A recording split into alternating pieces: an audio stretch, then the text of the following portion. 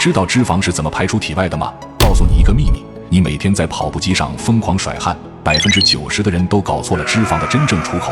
知道消失的肥肉最后去哪约会了吗？它们既没私奔成肌肉，也没融化成水，但能让所有减肥药厂商连夜跑路。真正能减掉脂肪的只有2个方法，一是呼吸。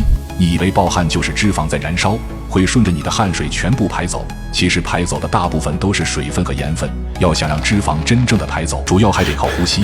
科学家发现，细胞会利用你吸入体内的氧气，把你身体里储存的脂肪慢慢分解，变成二氧化碳和水，其中有85%会化成二氧化碳被你排出，还有15%混迹的小便、汗液甚至是眼泪里流出，大部分还是靠呼吸。也就是说，你减掉10斤，有8斤半是从你的鼻孔流走的。2是饥饿。当你为了减肥饿肚子的时候，身体为了能让你保持状态，就会把体内的血糖先消耗掉，紧接着就消耗糖原，糖原也消耗差不多的时候，就只能让脂肪出马了。它会把脂肪转化成身体需要的能量，这就是你平时所说的燃脂。可怕的是，被饿走的脂肪80%来自内脏，而不是皮下。你减掉的可能是保护器官的金钟罩。光靠饥饿来减肥是不科学的，很容易暴饮暴食。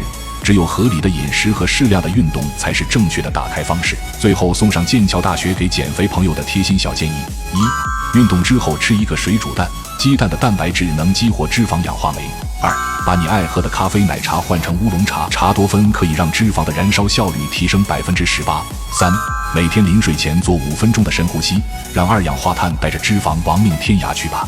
订阅关注我，带您了解更多健身知识。